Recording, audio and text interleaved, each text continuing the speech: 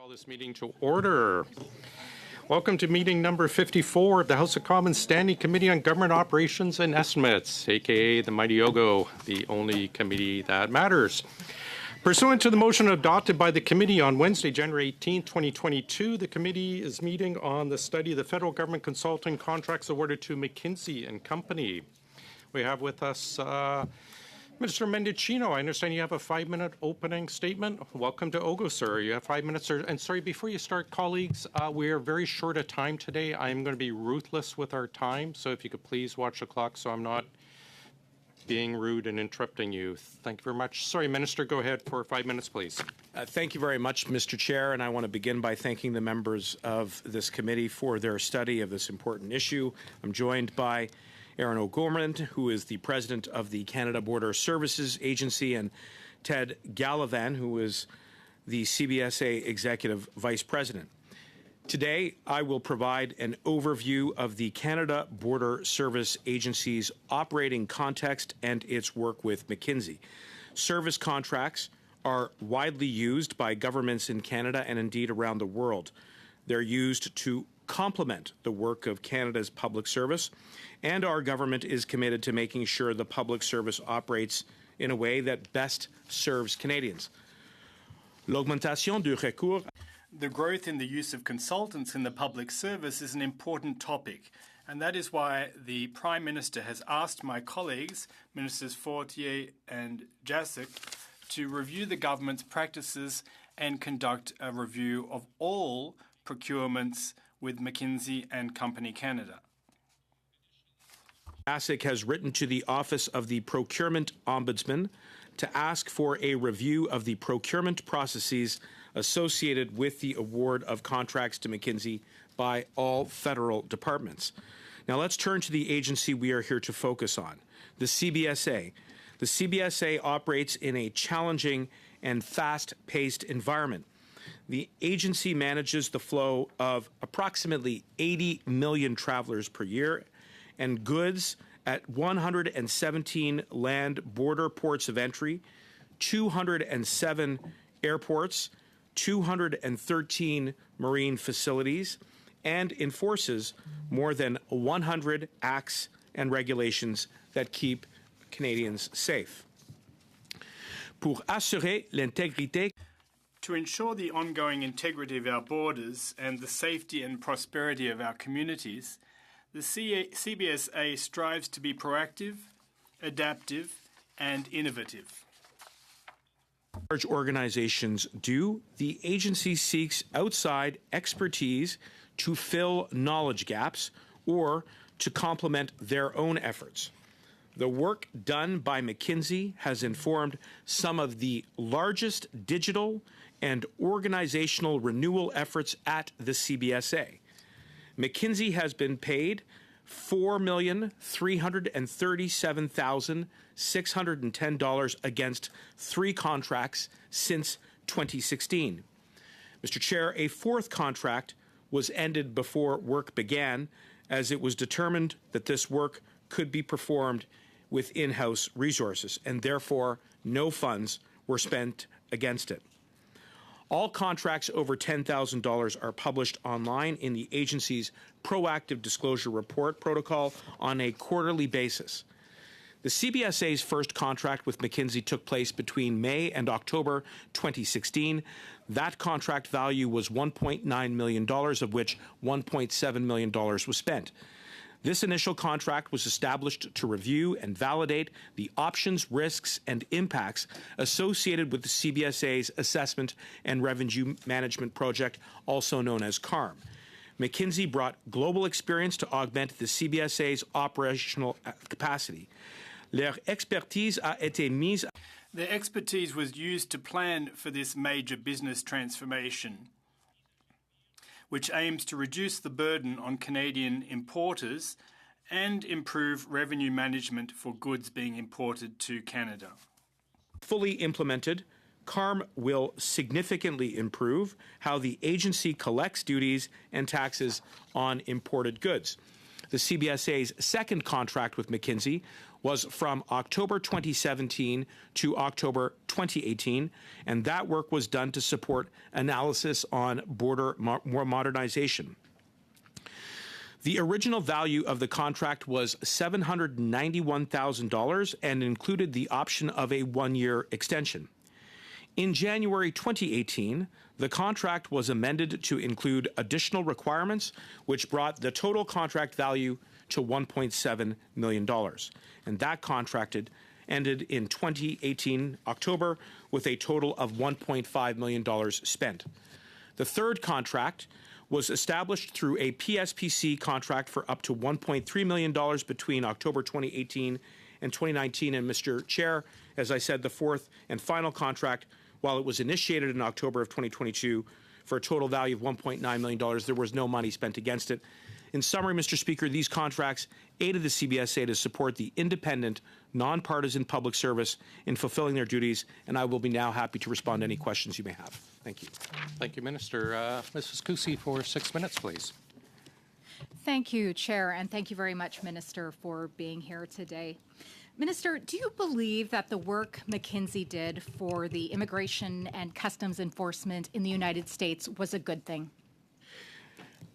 Let me return to the remarks that I just made, and that is that any decision with regards to the retention of outside consultancy agency advice was done by our independent, nonpartisan professional public servants, and therefore it was a decision made on the basis of business needs, set against objective criteria, and evaluated in a transparent manner towards the bid. You yourself believe that the work that McKinsey did for your counterpart in the United States, also known as ICE, what was a good thing? Do you think it had positive consequences, Minister?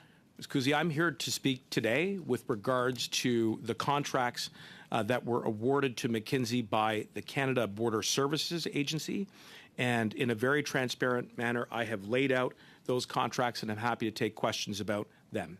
Minister, do you know that McKinsey, the same corporation that your organization hired, was also responsible for suggesting to ICE in the United States to limit food for refugees, to cut back on expenses for detainees? Were you aware of that? Ms. Cusi, what I am aware of are the contracts that I am here to brief this committee on and to take questions about that and the manner in which those contracts were awarded. Were you aware, Minister, that the consulting firm that your agency hired in the United States also recommended to your counterpart in the United States to cut back on costs for medical aid for detainees in the United States? Are you aware that the same organization that your organization chose made that decision for your counterpart in the United States?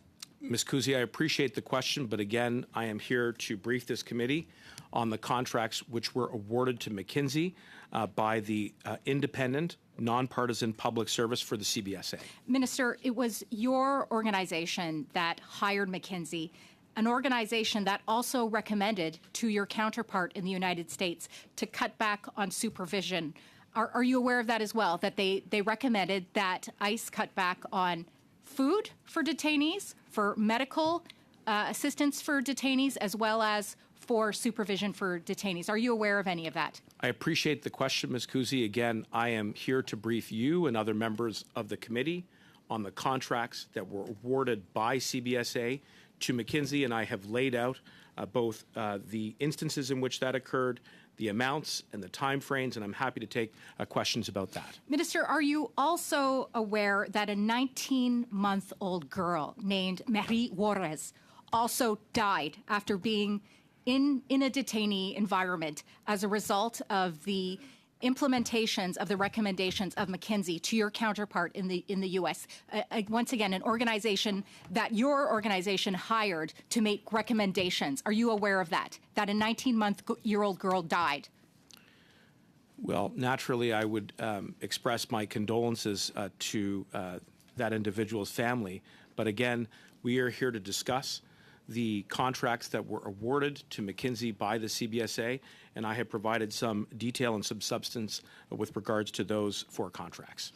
You know, Minister, your government has talked a lot about Trump and comparing this side of the House to the Trump administration. Is that what your organization was trying to do, was to emulate and to implement a similar policy direction that the Trump administration took with ICE?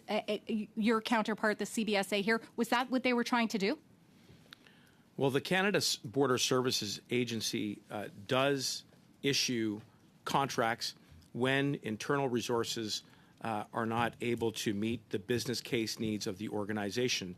And throughout the course of my introductory remarks, I laid out the process by which those needs are articulated, through which objective criteria are set, and through which external bidders are able to compete for that contract, for which there are the appropriate protocols and processes in place to ensure that there's transparency. That is a process that is carried out not in a partisan way, but rather by our independent, nonpartisan professional public servants. And today I'm here to answer questions about those 4 contracts in which the CBSA did award them to McKinsey. That's right. They awarded them to McKinsey, an organization that also provided advice to immigrations and customs enforcement with horrific results. You knew that, your organization knew that, and yet you still hired them as recently as 6 months ago, Minister. I think that's shameful. Minister, are you aware that this committee made the decision, moved a motion on January 18th requesting documents, all documents in an unredacted form to be provided to this committee around McKinsey? I'd like to offer 2 points. First, you've imbued the CBSA with knowledge, which I'm sure, and I will let Ms. O'Gorman, that they did not have with regards to the very tragic and unfortunate circumstances that you've described abroad. But secondly, I am aware of the motion. I'm aware that there has been a request for as much information to be provided to this committee in a transparent manner. That is something that this government believes. Then why are resumes redacted? Why are projects that McKinsey worked on in other countries redacted? Why are per diems redacted? What are you trying to hide, Minister? Absolutely nothing, Ms. Kuzi, and that is because we follow the law as it relates to privacy and the charter. I'm afraid that's our time. Mr. Baines, welcome in person to Ogo. It is fantastic to see you, sir. Thank you. For Thank 6 you, minutes, Mr. please. Chair, and thank you, Minister, for joining us today. Do you have reason to believe anything was done incorrectly by awarding those contracts from a procurement process perspective? No, in fact, I am assured by the briefings that I have received from the CBSA that in each and every one of the 4 contracts, that business case needs were articulated after an assessment of the internal resources of the CBSA established that some additional support was required, that as a result of those business case needs, that objective criteria were set, both within the CBSA as well as with the support of Public Services and Procurement Canada, or PSPC, and that finally that a competitive bid process was set up, all in a manner that was consistent with the protocols in a transparent way. So as I've outlined in my remarks, I believe that is all there for this committee to now study and to debate as you produce your report. You mentioned that CBSA, like many federal government agencies and portfolios, often pursues contracts with a variety of private sector companies. How is a contract winner determined per CBSA's specific needs? I'm happy to begin that answer, but then I will yield the floor to Ms. O'Gorman, who is the president of the CBSA. But again, first, there is an internal discussion about what are the business case needs for the organization, in this instance, the CBSA. And then once those are articulated, a number of criteria are then established, and then from there a process is commenced, all consistent with PSPC's processes and CBSA's processes. But perhaps to expand for a moment, I will turn it over to Ms. O'Gorman. Thank you. I would add generally that the CBSA will undertake contracts based on business requirements that may be sole source, may be competitively tendered, and may use supply arrangements that have been set up by PSPC. In this case, one of the contracts was competitively tendered. Another used the mandatory benchmarking standing offer that had 3 companies qualified under that.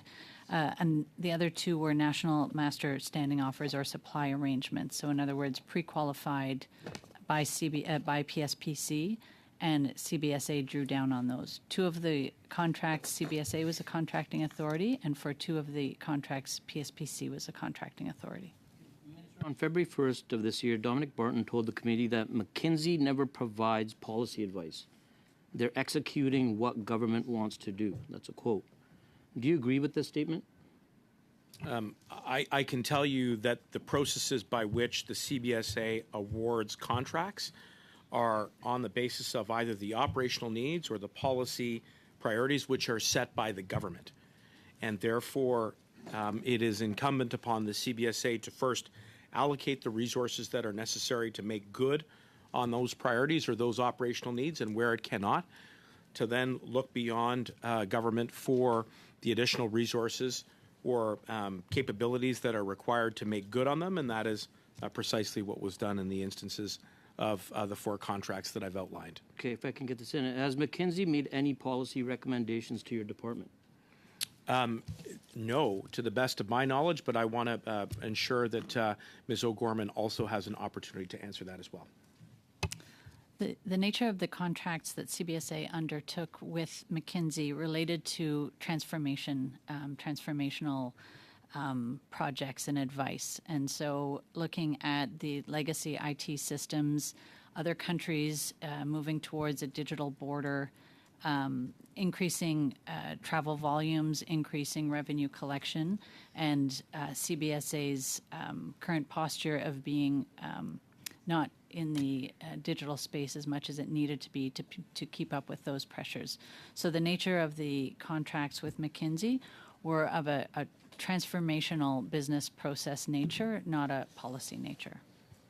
Okay, and who defines the bid requirements for proposals that are published by government? What safeguards are in place? I will begin and then again turn over the floor to Ms. O'Gorman. But it's important for the committee to understand that the business case needs are determined by the CBSA in this instance, and therefore, from those needs, the CBSA is then able to set the criteria by which a bid process will be conducted.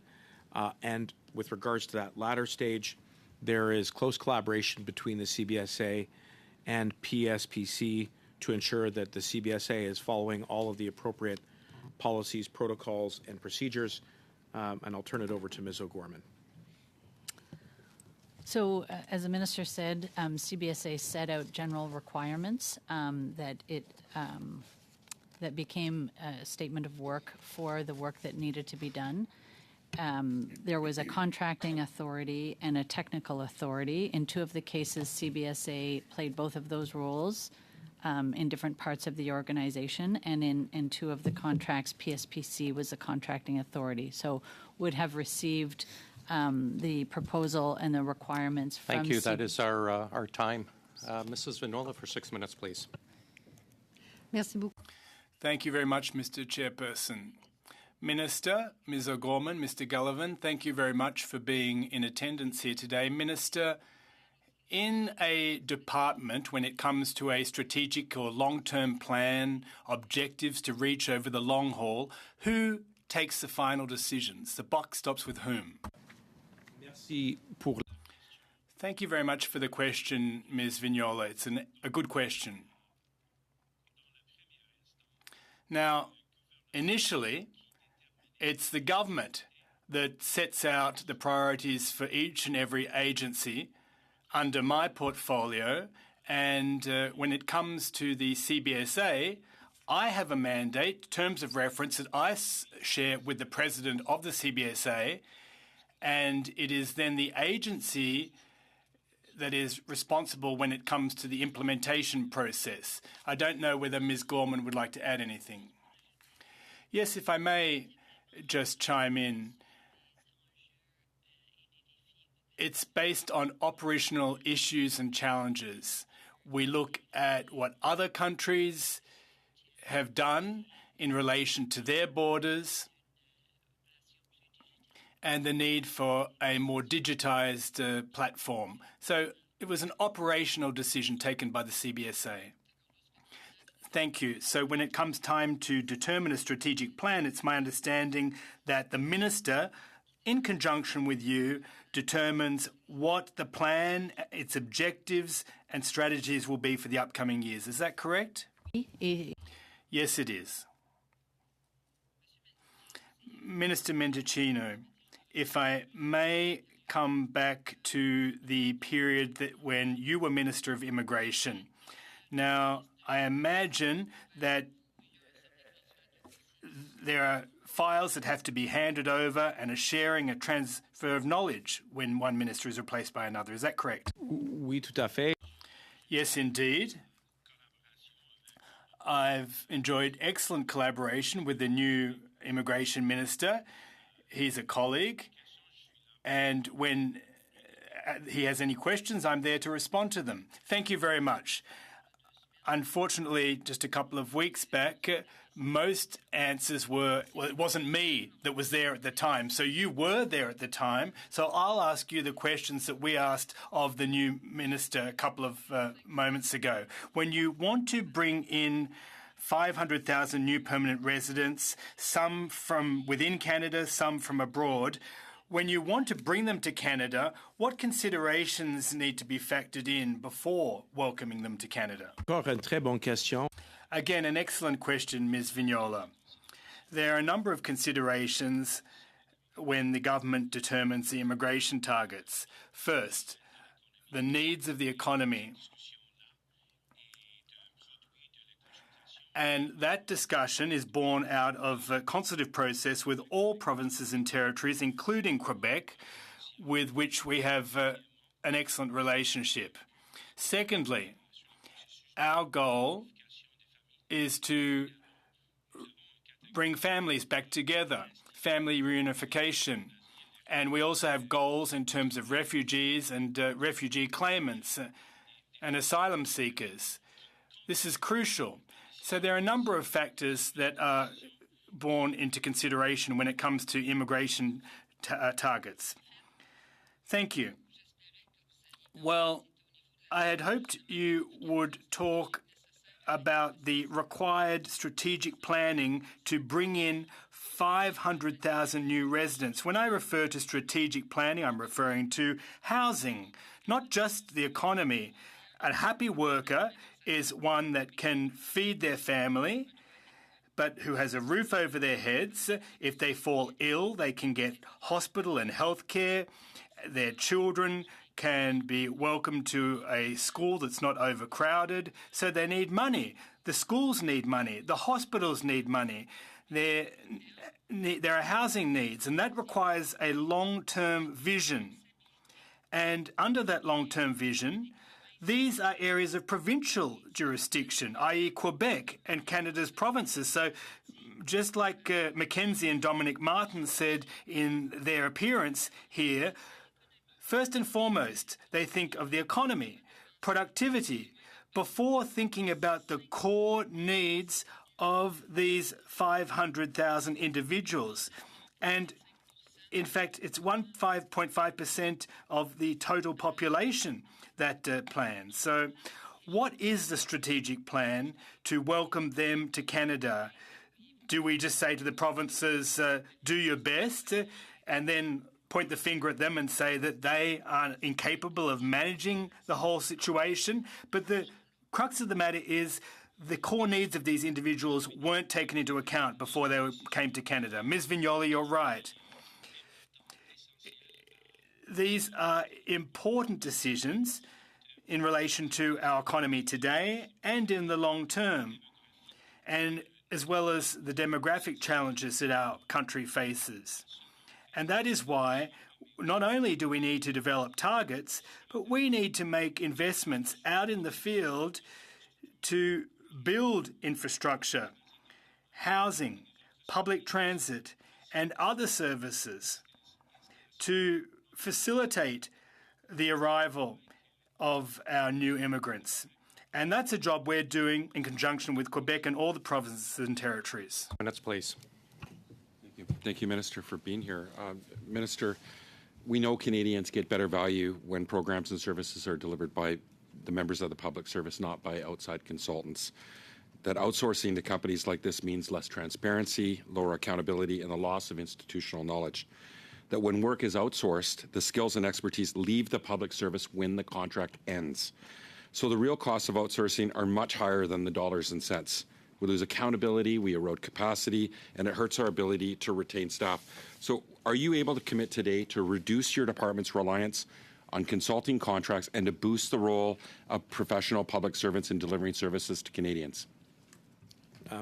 I want to make a couple of quick points, Mr. Johns. First, when it comes to value for dollar, the decisions that are taken around the awarding of external contracts are taken objectively only when internal resources are incapable of meeting Minister, the I'm just going to help you along here. Yeah. The big six outsourcing companies under your government have gone up fourfold.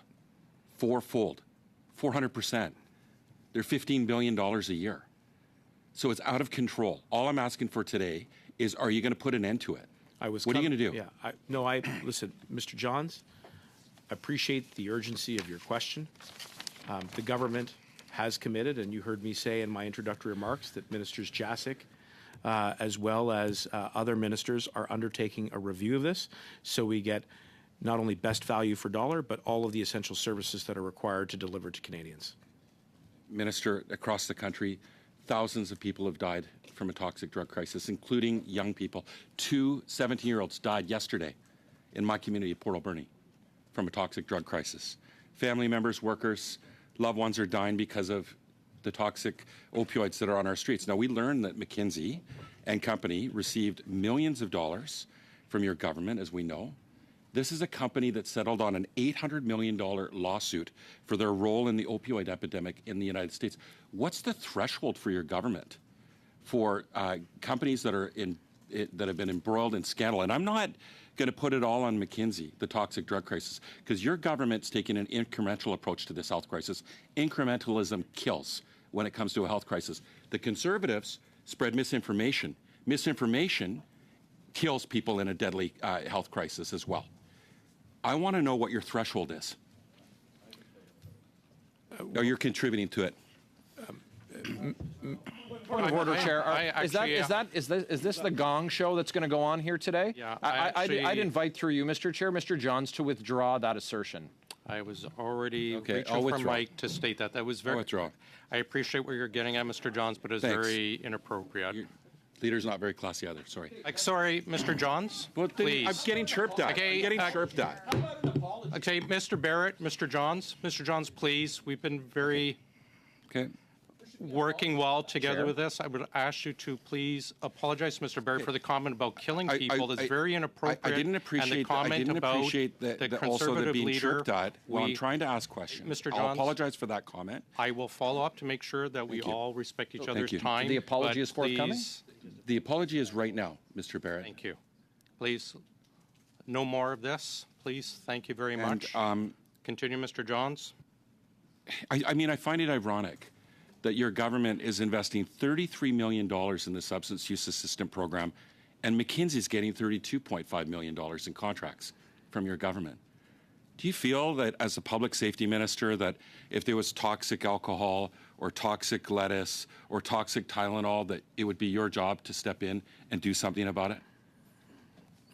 First, Mr. Johns, I want to be clear that I would hope that all parliamentarians are united in tackling the opioid crisis and indeed all of the public health concerns that revolve around substance abuse. That is one of the reasons why this government has been working around the clock to finalize a new healthcare agreement with provinces and territories that will amount approximately $198 billion, which is why we are taking additional steps to take a public healthcare approach to the challenge of the opioid crisis, including in your home province of British Columbia, where we have a very good collaboration with the EB government. So, Mr. Johns, I'm just going some way here to assure you that this is a government that believes in taking Minister, a patient-centered, $33 million a year, trauma-informed approach. $33 million a year is not urgency.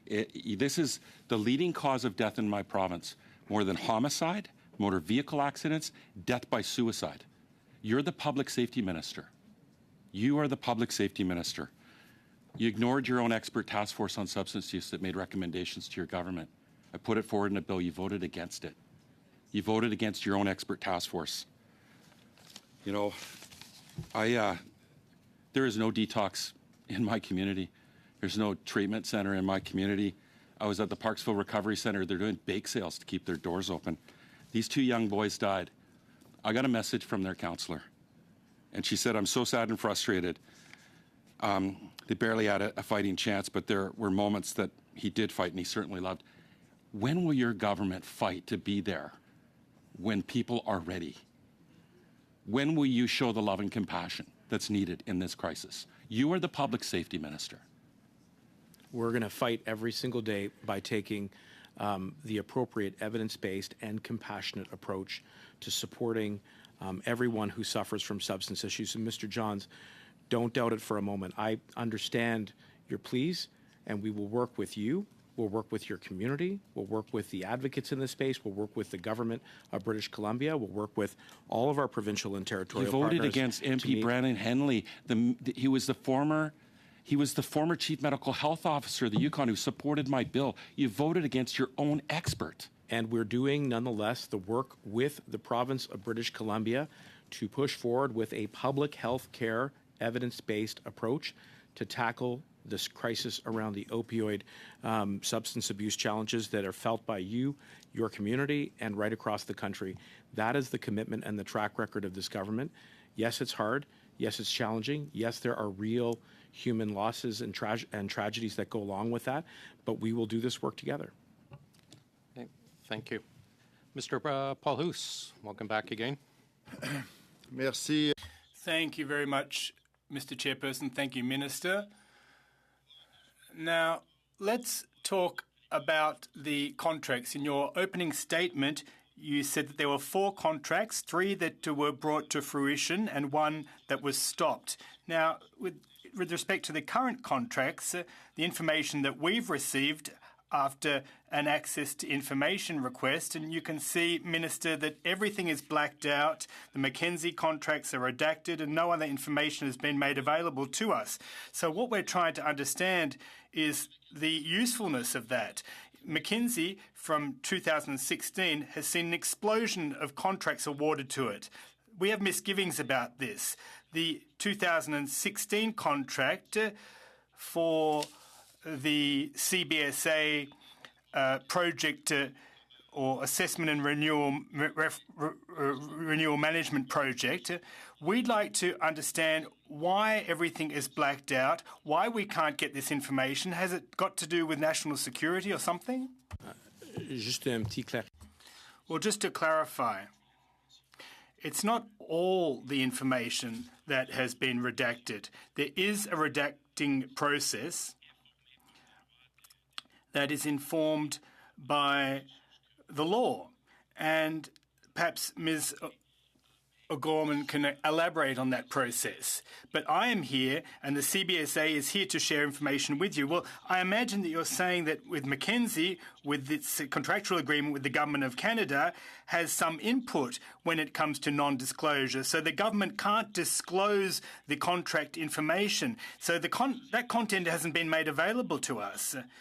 Exactly. That is the process that we did have to follow, but perhaps Ms. O'Gorman can elaborate on the details of that process. Now, I think that we've just received a letter last night, in fact, and we're reviewing all the redacting to make sure that everything is appropriate. Who was that letter from? Or from the committee? From your... Yes, indeed. So it's our understanding that the company is hiding the information.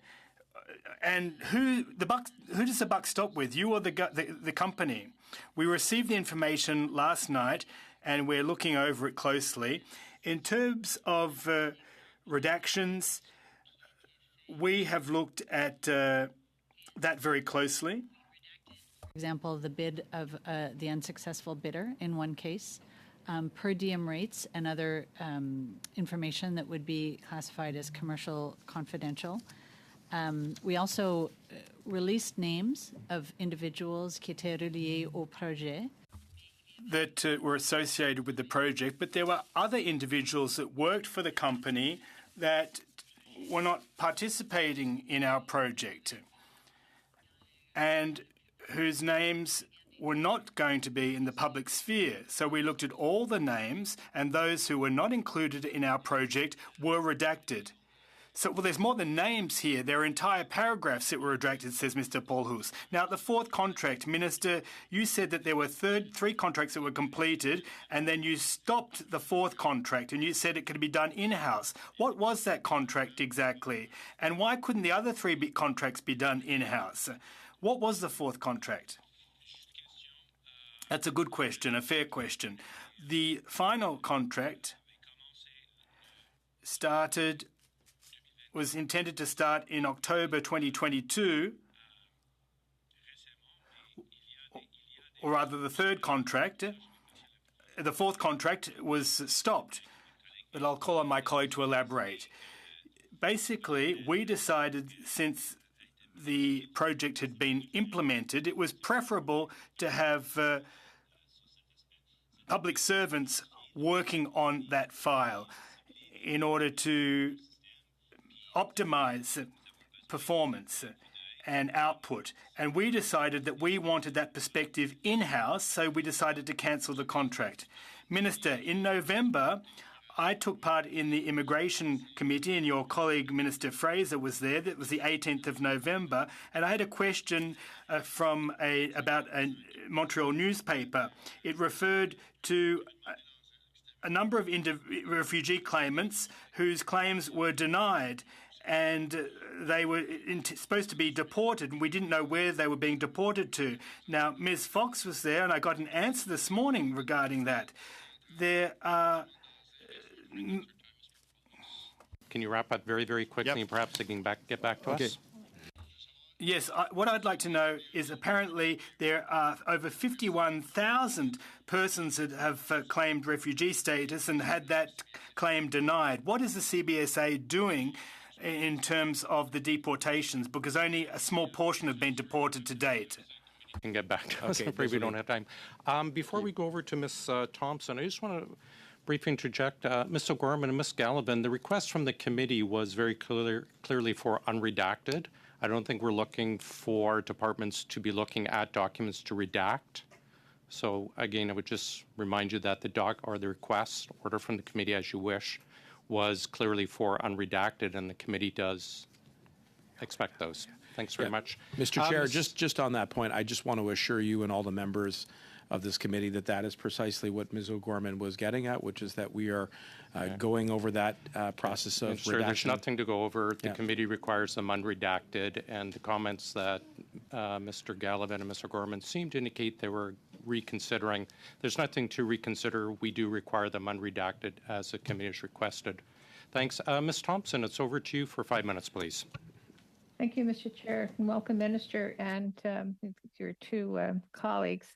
Actually, I'd like to, if I could, to begin with you, Ms. O'Gorman, and something that you referenced in an earlier round of questions, which is the transformational business process. And I assume that this really involves a tremendous amount of work along the digitalizing the department. Could you speak to this work, and particularly the timeline of the work, and then if you could relate it to the circumstances that in that time, if it led to outsourcing, and if not, what would lead to outsourcing? But I'm just really interested in a deeper dive on what the transformational business process looks like. Thank you. CBSA was created in 2003 out of several different departments. And so in its initial years, it was focused on integrating the various functions into the one workforce. Around 2011, 2012, it became clear that the systems and processes were quickly becoming out of date, As other countries digitized their borders or had plans to digitize their borders, digitize their revenue collection, next to CRA, CBSA collects the most amount of revenue on behalf of the Government of Canada. And so it was facing a changing landscape and also increasing travel volumes without an inconsequential increase in its budget and a recognition that it needed to look at its efficiencies. So it was in that context that the business cases were done, one for the revenue collection function and the other for the quite separate and different traveler experience function. So they were two separate business cases that were done for the CBSA, both of which are being implemented. There have been budget allocations. Additional public servants have been hired to help with the implementation of each of those processes. So I'm not sure if that gets at your question, but that's the work that's been underway as a result of the contracts that McKinsey has been paid to do. Thank you. And I think this next question stays with you, Mr. Gorman, but if not, certainly whoever would like to answer this. CBSA told the committee in response to its motion that a fourth contract was ended before the work began because it was determined that the work could be performed in-house. Could you speak to what work was to be performed under this contract? Yeah, happy to take that. Two elements. First, kind of redocumenting the expectation from our commercial system. So in terms of revenue increase, in terms of facilitating the passage of compliant goods, in terms of the acceptance of trade chain partners. So to kind of reconfirm, are we looking at the right things to judge the success of this? And then are we set up to monitor it on an ongoing basis? And I think, there were a series of conversations where we said, well, that's not something we just need one time. That's something that we should be looking at, day in, day out for the next decade. And so we decided to build that model ourselves. Then the validation of that, our independent internal audit unit stepped up. And they had some capacity, and then they offered to lend the element of independence. So I think we forego the expertise of an outside vendor to build the in-house capacity, so we could stay focused on it on a more ongoing basis. Thank you. Was there a cost involved in ending the contract the way that you did? There was not. Thank you. And again, I open this to whoever is able or wants to answer the question. When did McKinsey first bid on tenders for which the CBSA was the end user, and what was the result?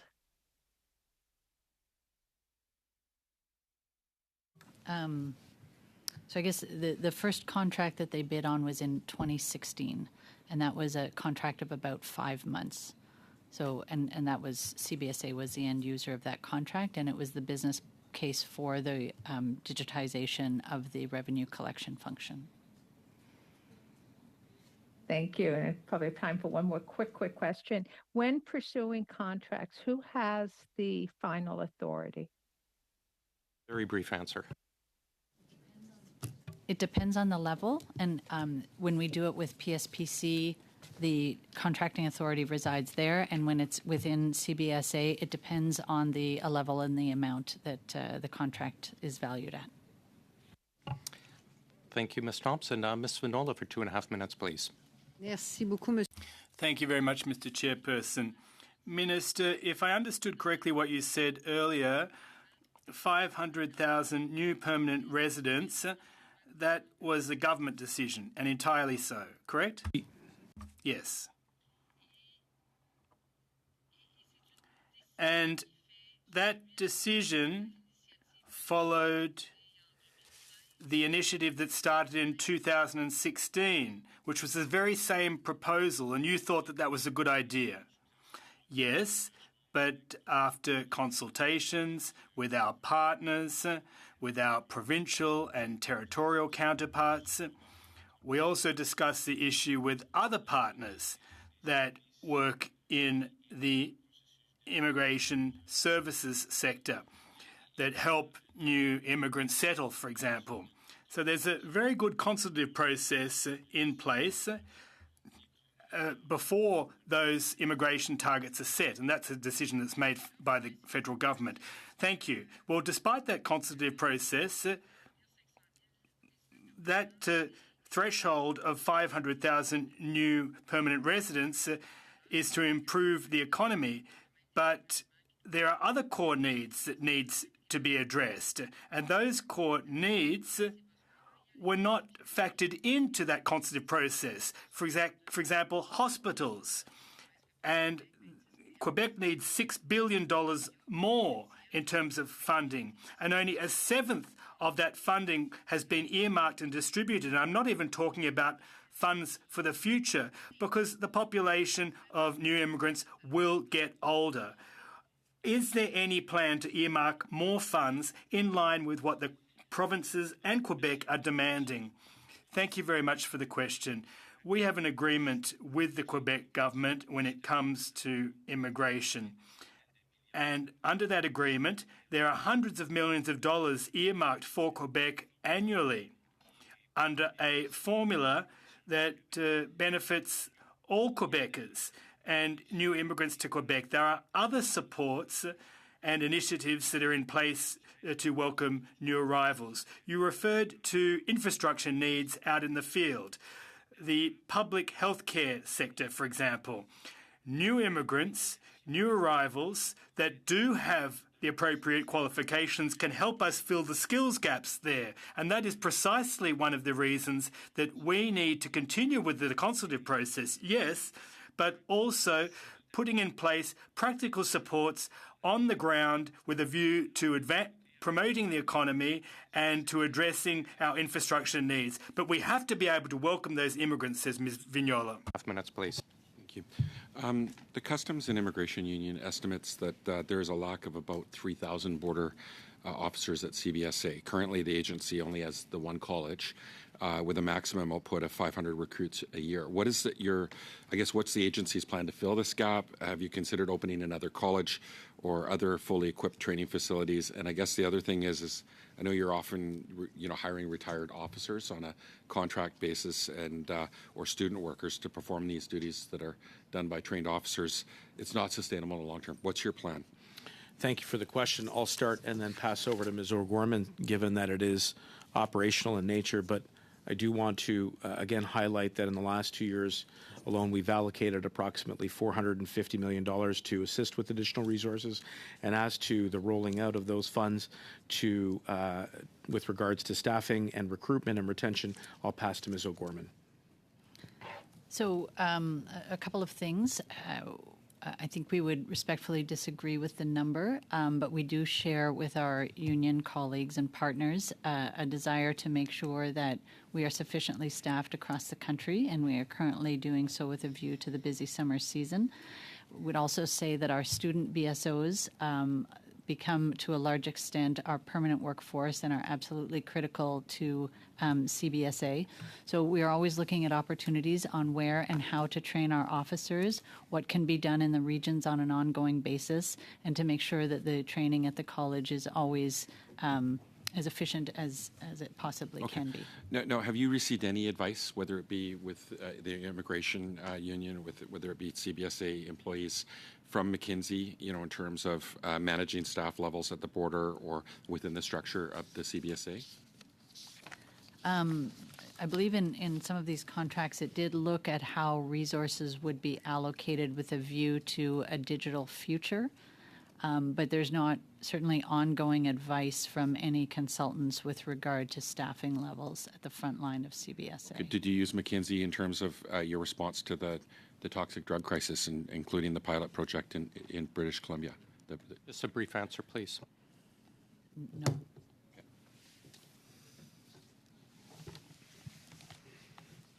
I didn't hear a response. No. Sorry, thank you. Mr. Genuis for 5, please.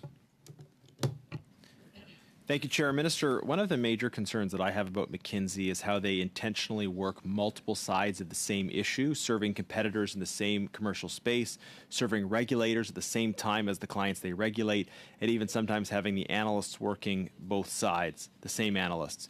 Now, the New York Times has, for example, reported on analysts working simultaneously for Purdue Pharma and for the FDA responsible for approving those drugs.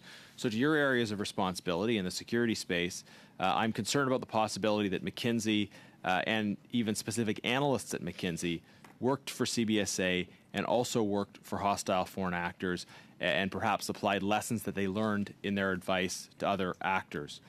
So my first question is, before retaining McKinsey, did you seek information about what other clients they worked for in the areas of security and defense, especially clients who are hostile to Canada's interests and values? Thank you for the question, Mr. Genis. That's one of the areas that is addressed through the award of these contracts by the Independent Public Service. But I also just want to be clear in the first part of your question. You're putting forward what sounds to me like supposition and conjecture rather than an allegation on the basis of facts. Minister, you said that this is one of the issues that's dealt with in the independent process. So I want a clear answer from you. Did the Government of Canada seek information about other clients that McKinsey also works for in this same space? Do you have that information? Mr. Genis, we put in place rigorous protocols when it comes to screening these contracts. I'll pass it over to Ms. O'Gorman. Did you specifically have that information? Either can answer, but that's my question and I want it answered. So these contracts were undertaken based largely on supply arrangements and pre-qualification by PSPC. This is not my question. This is not my question, ma'am, with all due respect. So back to the minister. Did you request, last time I'll ask it, did you request information about what other clients in the area of security and defense McKinsey was working for, especially clients who were hostile to Canada's interests? Mr. Genis, as I've said, and as you know, in the awarding of external contracts, we put in place the appropriate protocols. Did that include asking for a client list, Minister? Mr. Genis, I'm attempting to answer your question. It's a yes or no. We have in place the protocols that are necessary to ensure the integrity of the contracts that are awarded. All right. And we've been very transparent about that. Minister, very, very, very transparent indeed. This is a reading of George Orwell, it seems. Were you aware of McKinsey's work for Rostec specifically, the Russian state-owned defense conglomerate? No. You were not? Okay. Can you tell us if you were aware of McKinsey's work for the China Communications Construction Company that's building militarized islands in the South China Sea? Mr. Genis, you're asking about questions with regards to McKinsey outside of the jurisdiction of Canada. McKinsey's other clients, yeah. I'm here to answer questions about the 4 contracts that were awarded to CBSA. We've been upfront. We've been transparent. There's a process. Yeah, but Minister, it's highly germane to McKinsey's work for CBSA, whether they were also working in the security and intelligence space for organizations that are hostile to Canada's interests. Can you at least assure this committee that none of the specific individual analysts who are working for you at CBSA were also simultaneously working for Rostec, the China Communications Construction Company, or other clients that have affiliations with states that are hostile to Canada's interests? Mr. Genis, I can assure you that the manner in which these contracts were awarded was done in accordance with the policies and procedures and laws that are there to safeguard the manner in which these contracts were awarded. Like, this is not an answer, Minister, and it's not fooling anyone. My question was very specific. Are there mechanisms in place to ensure that specific analysts who are doing work for CBSA are not simultaneously doing work for Rostec, the China Communications Construction Company, or other McKinsey clients who have interests that are hostile to Canada? Do you have those mechanisms in place? Mr. Genis, as I have endeavored to explain to you and to the members of this committee, we have the appropriate security protocols put into place to ensure that Canada's Minister, you can't answer whether you have a client list, whether you know about clients that are contrary to Canada's interests, you're unaware of clients who have been reported in the news as being McKinsey working for that have interests hostile to Canada, and you have no mechanisms you can report to us on whether analysts are working both sides of the fence here. In fairness, Mr. Chair, you haven't answered a single question. Sorry. Actually, in I'm fairness, sorry, Mr. I have Chair, to interrupt. That is our time. However, Mr. Shawari is up next. Perhaps he can allow you some of his time to respond. Thank you, Mr. Chair. Welcome, ministers, and your staff to this committee. Minister, right off the bat, in your opening remarks, you went down and broke down the 4 projects. Many of our colleagues have asked various questions about the scope of this project, the length of this project, what was it focused on, etc. What I'd really like to give a sense to the Canadian is really one level higher, if I can. And this is about the overall direction that the CBSA is embarking on. And as you know, CBSA is embarking on an ambitious renewal agenda, and there are 3 very specific goals highlighted in there, which is improving the compliance, automating and optimizing, as well as harnessing the power of analytics, and a very close collaboration with some of our colleagues. If I may, Minister, or any of other participant here, can you put it into perspective that how these 3 projects specifically fit into that agenda, and how's the renewal agenda that you have bring us to the level that we could be a strong partner for our other alliance in the world? I want to thank you very much for the question, Mr. Jawari, and I'm going to allow Ms. O'Gorman to expand and elaborate on that question. But again, I want to assure you that as we contemplate partnerships beyond government, that we do set it against the business needs of the CBSA when they cannot be met internally, and that those criteria then drive competitions which are based on those criteria and done in a manner that is transparent and that follows the law, and that most importantly, and Mr. Chair, this does come back to Mr. Genus's last question, one that I think that does bear some clarification from you, because it does misstate the information that was provided by me, but I want to provide it I want to provide Ms. O'Gorman an opportunity to complete her answer to Mr. Jawari's question. Sure. I'll speak briefly about the Border of the Future, and Ted can speak about our revenue assessment. So the work on the Border of the Future that stems from the second contract that was awarded to McKinsey relates to how we will be able to implement a digital experience for travelers. So looking at what other countries are doing, some of those have started to be rolled out in the air mode, and looking at what we can do next in the land mode, looking to make better use of data and improving our infrastructure so that in our busy ports of entry we can streamline and move people across faster. And then also looking at the experience of our border service officers and making that a bit more seamless, just anecdotally not having to go back and forth between a lot of screens while people are waiting to be able to pass through the port of entry. So on the board or on the traveler side, that's some of the work, and then on the revenue assessment side. I think we were going to a global consulting firm because these projects tend to be expensive. They have significant impact on our own employees. So back to the earlier question, we're trying to reassure them that we're freeing them up to do more secondary inspections, to look in more trucks, spending less time with paperwork. And they have a big impact on Canadians, small importers, small businesses that aren't familiar with the rules. And so when we reach out to a global firm, it's really when we're changing something to make sure we're as efficient as possible, and we don't mess up our own employees, trade chain partners, both small and large-sized businesses. And that's the advice we were looking for. Yeah. It looks like to the second, the project number 2 and project number 3, we're really dealing with some sort of knowledge gap as it comes to benchmarking and being able to figure out, what are the best practices across the board when it comes to customer experience and all of those things. And those knowledges, did those knowledge exist within the house, or you're trying to get the sense from across the world and our partners, and that data might not have been readily available in-house?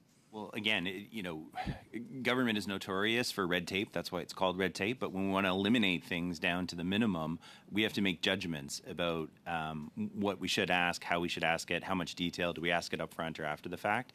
And so going to a firm, a global firm that's seen this in dozens of jurisdictions or in a commercial context, they can help inform the decision. I think that's an important point to make. They just give us advice, and the ultimate decision rests with CBSA. But I think before making decisions that affect billions of dollars or millions of people, it was useful to get the benefit of some outside advice. So very quickly, looks like the first project dealt with the skill gap and was very much needed on a short-term basis. The other two projects dealt with the knowledge gap, and it was very much aligned with the goals that was set up by the department. And the fourth one, when we needed it, we in-housed it, which is a textbook execution of what an organization should do. Thank you.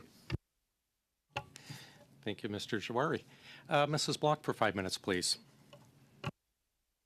Mr. Chair, and thank you to all of you for being here today.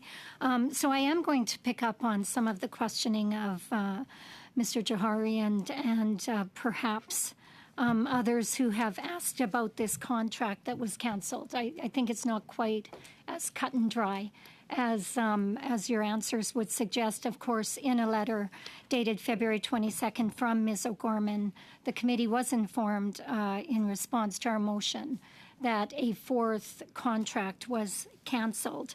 And I guess my question to you is that during the contracting process, it is my understanding that you need to justify outsourcing to the department, and that you must be able to demonstrate that the work cannot be done in-house. So you would have gone through that whole process. This contract was awarded to McKinsey and set to start on October 21st of 2022 and then canceled less than 2 months later in December 19th to be exact. What changed? Like in 2 short months, you had awarded the contract. Suddenly, you no longer needed it. I'm going to speculate that perhaps the mounting interest by both the media and perhaps the official opposition through their order paper questions may have had something to do with that. But what changed? I would say the decision was made in October at a meeting that I chair personally, and through 3 conversations. And I would say what changed was junior level staff were following a plan that had been made several years in advance. There had been an intention to bring in a third party to evaluate this project, and they proceeded under that assumption. When it was brought to senior public officials, we looked at the nearness to the go-live date for this project, and we looked at the strategic need to have public servants doing this forever. In other words, we didn't just want a one-time benchmarking. We wanted to be in the business of benchmarking this project on an ongoing basis. And so we made the decision to develop that capacity in-house. So we've created an organization within CBSA who's going to be running this this program and this IT system in perpetuity. So who signed off on the contract to begin with? I'm hearing it was junior officials and not senior officials that would have signed off on this contract with McKinsey? It was a more junior, it was a director general level who was pursuing a plan that had been established by more senior officials a long time ago. But when it became known that the contract was imminent and we were going to be outsourcing it, there were a series of conversations. And again, I think our focus was the ongoing value and the need to have somebody watching this full time and not having somebody flitting in and flitting out to give us advice, but to be watching the ball full time. Perhaps you could define a long time ago. When was the contract first signed off on? I would say at least the plan to have this work done was set at least a year in advance. And so the people who actually let the contract in October were following through on that intent. We have governance over our expenditures where things go to more senior levels. When more senior levels, including our CFO and myself, had a chance to discuss it, we questioned whether public servants shouldn't be doing it because we needed to be doing this into 2024, 25, 26, 27, and onwards. And we didn't want to be perpetually contracting out work when we anticipated an ongoing need for this kind of work. Interesting, given the amount that you've been paying annually, or the government has been paying annually for outsourcing. I would just ask, would it have been that same junior official to have determined that this should have been a sole sourced contract, that it wouldn't be open to a competitive bidding process? Mr. Chair, I would say in the earlier cases, when we were still securing funding and justifying the project, the value added of an outsider confirming the value to secure support and to convince ourselves that these were good investments. I think that value of a truly independent outside view was there. Thank you. Now that we've decided to implement and we're going and that decision's been made, Thank you. I think the focus shifted to the go forward. Thank you. How much time do I have? 30 seconds. I will cede my time. Thank you. Mr. Kuzmierczak for 5 minutes, please.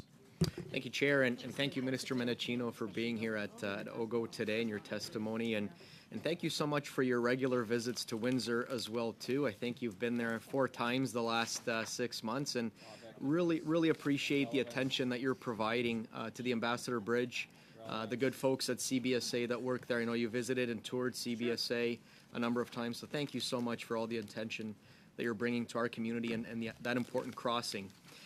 Also wanted to say thank you for advocating to help cover the costs of policing of the bridge protests as well, too. So wanted to say thank you for being a champion for our community. I wanted to speak about one particular contract, which was the CARM contract. This is the CBSA Assessment and Revenue Management System. CBSA is the second largest revenue collector, second only to the CRA. I believe they bring in approximately $31 billion, which is a sizable amount in terms of duties and imports. So I just wanted to ask if you can just speak to, or maybe perhaps one of the other folks around the table can speak to really the purpose of the McKinsey contract as it relates to the CARM. Thank you, Mr. Kuzmierczak, and thank you as well for your advocacy on behalf of your community. The constituents of Windsor-Tecumseh are served well.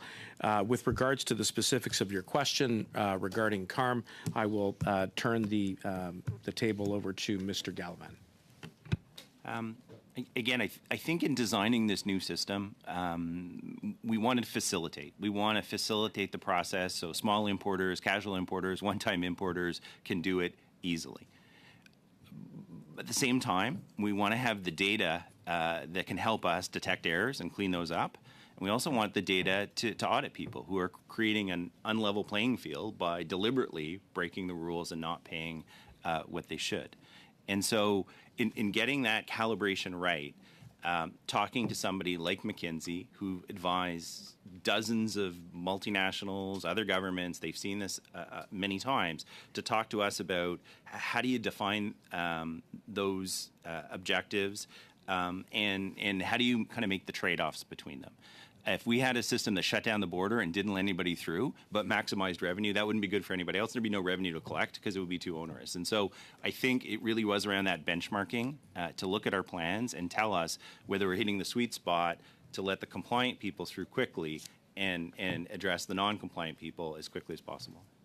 No, I really appreciate that answer. This is important to my community, and I can tell you, Windsor is home to Canada's largest independently owned customs agent, Faro. They have over 100 years experience. They employ over 700 people, and they are an incredibly important part of our community. And so what you're talking about here, the modernization of these systems, is critical.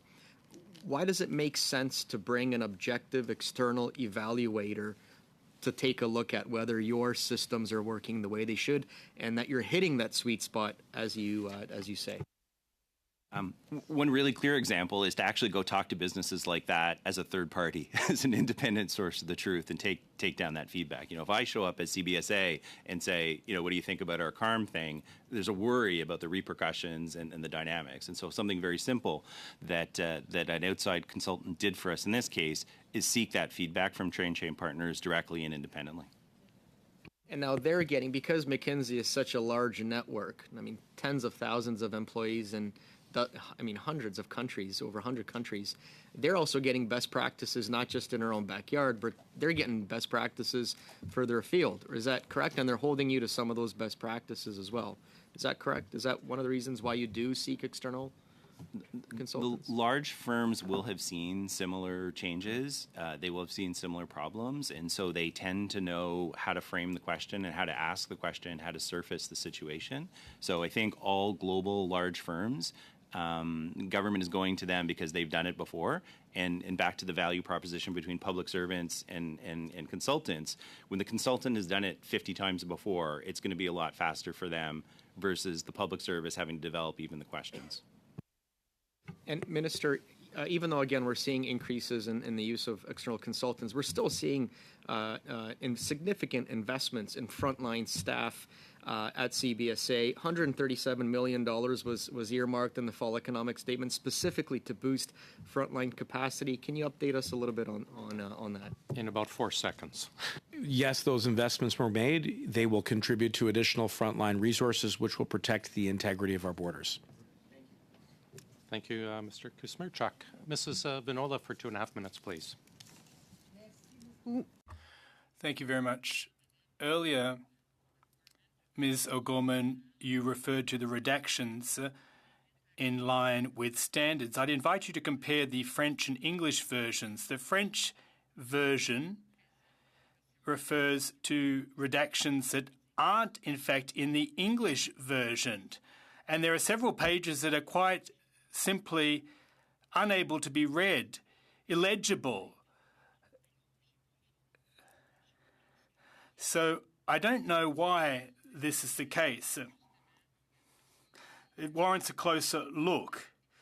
It is almost a breach of parliamentary privilege. It is a lack of, it's almost as if Google Translate did this, and my students would have done a better job. Now, as far as French is concerned, I was surprised when I read Schedule A of the work. Under Clause 10, it says the main working language is English with the possibility of the French-English combination. And I'm sorry to the interpreters for reading quickly and out of the blue, but apparently some information was only to be in English and in-person presentations would be in English or in French, if necessary. I thought Canada was truly a bilingual country, but based on this, it wouldn't seem to be the case. Are they going to change their practices? I thought Mackenzie also worked in France. I thought they'd be able to translate in both official languages. Unfortunately, I have no information as to why those documents were not required in both official languages. At the CBSA, we are a bilingual organisation, and at our headquarters, we are also, of course, bilingual. Well, I was quite surprised, and it was very unpleasant, I should add. Now, question. What advice did you get from Mackenzie that was personalised consultancy advice when it comes to Canada's needs specifically? Very brief answer, please. Pour moi, oui, il y a des... Yes, there is tailored, personalised advice to our agency. Well, apparently, they say that they have a tried and true recipe and that there's no tailored approach. And sometimes there's just copy and paste. So I just wanted to clarify that. I'm afraid that is our time. Mr. Johns for 2.5, and then we'll have a final 5 with Mr. Baird and final 5 with Mr. Housefather. Right, thank you. If it's okay, Mr. Chair, if with the will of the committee, that we request that you table the documents around Mackenzie's advice in terms of staffing levels, so we can get some more details of that. You outlined that, Ms. O'Gorman, I believe? Or maybe you could clarify. Sure. So they're contained in the documents that were provided, and there is a reference not to staffing levels. It was reflecting staffing levels that existed at some of the ports of entry. So it's not information that is not with the committee, and it's referencing the documents that you would have. Okay, so then we don't need anything. You disagreed with the Customs and Immigration Union's estimate of a shortage of 3,000 officers. Can you maybe provide the committee with your estimate as to how many workers are needed to fill current vacancies across the country, and have any consulting firms aided with the staffing plans for any work sites that CBSA operates in? I'm not aware of any outside consultants that have done that work recently for the CBSA. And in terms of vacancies, that's an ongoing discussion. There's some legacy frameworks in terms of positions, and we're working to clean that up and where they're needed and where they're no longer needed. And we're overlaying post-pandemic travel patterns that are. You must have a rough idea because you dismissed the 3,000 numbers. No, I didn't. We have not done an analysis that we feel is 3,000 in terms of vacancies, and we're looking at, again, post-pandemic commercial patterns as well. So there's been some ports are back and higher to where they were, some are not, and we're working to distribute the workforce aligned with the demands and our service standards. You know, in some areas such as investigations, intelligence, inland enforcement, and hearings, the CBSA prefers to hire from outside instead of promoting from within. Can you talk about why the agency isn't relying on the expertise of its officers who are well acquainted with the intricacies of the border instead of bringing in outside personnel who have less experience in the field? So we always look for opportunities to promote from within, but as mentioned, there are certain functions where we can use the expertise that's developed in other areas such as law enforcement, investigations, intelligence analysis. So the BSOs are the bedrock of our frontline and inland enforcement, but there are opportunities to bring people in with different backgrounds to complement those of our border service officers. Thank you very much. Mr. Barrett for 5, please. Thanks, Chair. Thanks, Minister, and Ms. O'Gorman and Mr. Galvin for being here. Minister, what would the impact be in terms of added personnel if you spent $7 million on recruitment, training, and deployment of frontline officers? How many personnel could you deploy for $7 million? Thank you for the question, Mr. Barrett. Of course, it would depend very much on the position, the classification, the term, et cetera. I'm happy to turn that precise question over to Ms. O'Gorman. In about 15 seconds, if you could, ma'am. So I think the $7 million was the contract value, and the amount spent was $4.3 million, and that funding is not ongoing. So it's a bit hard to compare. If we hired people today, that money isn't ongoing in the CBSA's budget. There was an app that was pitched by McKinsey based on other models that could have been deployed for the use of Canadian travelers and the traveling public. What was McKinsey's estimate of the cost of that app? I don't have that information. I can endeavor to get back if they provided us a cost. Okay. I would ask the same question if you were able to quantify the number of frontline officers you'd be able to recruit, train, and deploy, based on an average salary and an average deployment cost for the $54 million that was spent on ArriveCan, and juxtapose that number against what the projected number was for the border app version 1.0 versus what we got with ArriveCan. But I'll move on because we weren't able to ascertain that with the first question. Is facial recognition technology deployed at our ports of entry? Yes. And if so, what's that program called? It takes place at our what are called our PIC kiosks, okay, where individuals have their photo taken and they put their passport into the PIC machine, okay, and they're validated one against the other. Was the use of that technology or any other facial recognition technology advised on by McKinsey or any other outside consultant? I'll have to get back with that answer. Okay. The same question with respect to artificial intelligence. Are any AI systems deployed at our ports of entry or borders? And if yes, what is the name of the program? And if so, were those programs advised on or recommended by McKinsey? Come back with that answer. Okay. Minister, you talked about learning best practices from having a company like McKinsey, this global company. Some of the lessons that they've learned are awful. We've heard some of them detailed, and while I appreciate that we're offering them in anecdotal form, they are well reported and documented and the subject of legal cases, and we've seen that whether it's with respect to Homeland Security and ICE in the United States, or whether it's their practices on other shores, be it China or South Africa or France. Are those the kind of best practices that we want to import to Canada? You know, there's good lessons and bad lessons, and I would say that there seems to have been a lot of bad lessons that they've learned. And to go back to Mr. Genis's questions, we don't know if the same folks who worked on those projects overseas, like have been detailed today, if those folks are working on projects here in Canada.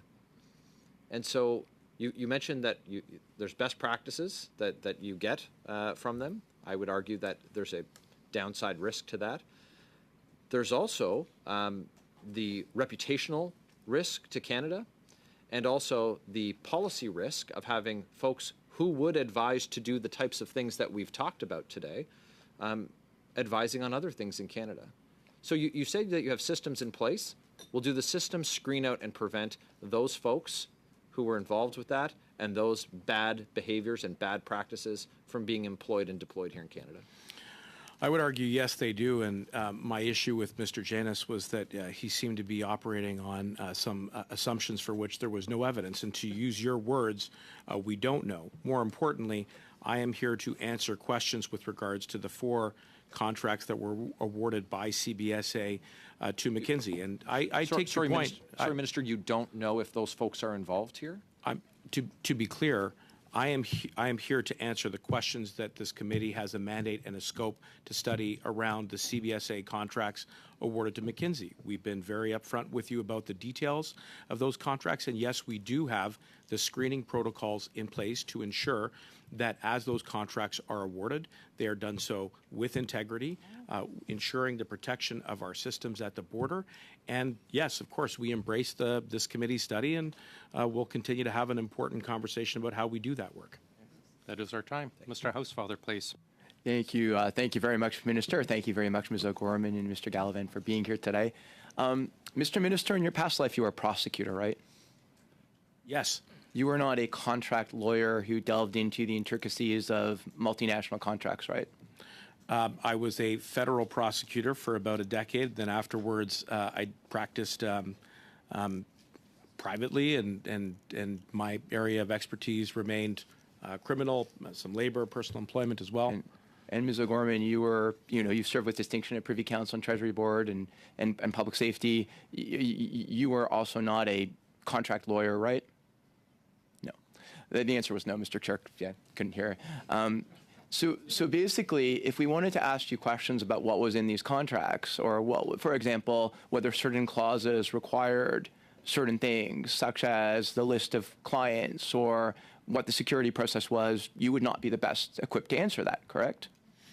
Well, we work closely with Public Services and Procurement Canada to give us advice on how to craft those contracts, and the CBSA does that work in-house as well. I just would, again, assure you, Mr. Housefather, and everybody within the committee that those practices are well established, and they are there to protect the integrity of the way in which we procure services outside of government. I understand, Mr. Minister, and appreciate that. But what I'm trying to establish is that if the committee has questions, which are reasonable questions as to what's in the contract, you would not necessarily be the best person to respond to the clauses that we standardly put in contracts to protect Canada's security. If I were to represent to you that what happens is the department establishes security requirements, and then security experts have framed contractual clauses and due diligence processes based on their expertise to ensure that the client, the department's security requirements are fulfilled, that would essentially be the way to do that. And we do have experts, lawyers who do this all their days and all their lives that could come to the committee and answer those questions, correct? I would agree that we had put in place rigorous protocols to protect the security and the integrity of the way in which we procure services outside of government, and those protocols serve us well, both in the context of the CBSA, but right across the portfolio. Right. And if this committee had recommendations based on what's in the contracts and believes after hearing exactly what is in the contracts, they could, in our report, make recommendations to revise the contracts. The same would be true, I imagine, with the integrity regime. The integrity regime, we're all concerned about hostile foreign actors. We're all concerned about companies that may have bad actors abroad who are charged with things in South Africa, for example, like McKinsey. But our current integrity regime doesn't provide for convictions abroad. So, Mr. Minister, your department is not able to bar people from bidding for competitive contracts if they're not disqualified under our integrity regime as it is today, correct? Well, and that is why we set up those protocols, is to be sure that there isn't any compromise of the integrity within which we award these contracts. At the end of the day, those are decisions which are taken independently by our nonpartisan public service. And I think that's an important principle which I think all committee members should remind themselves and underline as you undertake this study. But I think again, part of that, what we're looking at is, should the integrity regime change? And it's a very logical, fair question as to whether or not the integrity regime should take into account actions abroad, but current and convictions abroad, which it does for certain convictions in certain countries at certain types of levels. But that doesn't allow you as minister or the department to disqualify somebody if they're not currently disqualified under our own integrity regime as it is today, correct? Well, I'd say two things in response. One, I am confident in the protocols that we have put in place to do this screening. But second, how we screen for security is very much an ongoing, deliberative process, which we work with all parliamentarians as we attempt to address and mitigate the evolving nature of threats on the landscape. So we have good systems in place. We have good protocols in place. Those protocols served us well in the context of these 4 contracts vis-a-vis security. And going forward, we look forward to receiving the study of this committee and any recommendations that you may make so that we can build on those protocols to protect the way in which we award contracts outside of government. Am I done, Mr. Chair? 20 seconds. Ms. O'Gorman, last question. The $54 million on ArriveCan, didn't we actually establish that some of those were internal costs and the number was actually a different number? There was a different breakdown of the number, and they some of them were internal to Thank you. other departments. And that would be our time. It we are is. going to suspend in a moment to go in camera. Before we do, Mr. Gallivan, Ms. O'Gorman, thanks for joining us again. Minister, before you go, I just want to comment, and I'll use a couple seconds of committee's time. There's a veteran in my riding, Jeremy Pruger, who works for Correction Services, who started a program called the Incarcerated Veterans Support Resources Program to help veterans in prison. I understand, Minister, you're going to have your folks contact him and help him out so we can serve our veterans, even those who are incarcerated. So thank you very much for following up on that. I sincerely appreciate on behalf of the great work Mr. Pruger's doing. Mr. Chair, first, thank you. I do acknowledge receipt of the letter that I have since shared with my staff and will share with the department. Thank you for your advocacy, and thank you to the members of the committee for the questions today and for the study of this important subject. So we are suspended.